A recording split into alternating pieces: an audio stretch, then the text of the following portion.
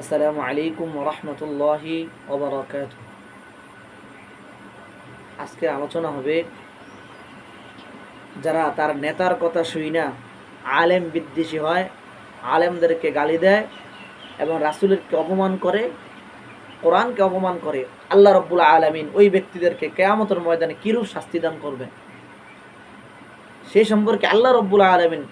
কোরআনুল কারীমের মধ্যে সূরা আহজাবের আয়াত 66, 67, 68 এর মধ্যে বলেন, ইয়াউমা তুকাল্লাবু উজুহুহুম ফিন্নার يقولون يا ليتنا أطعنا الله وأطعنا الرسول وقالوا ربنا إنا أطعنا سادتنا وكبراءنا فأضلونا السبيلا ربنا آتهم ضعفين من العذاب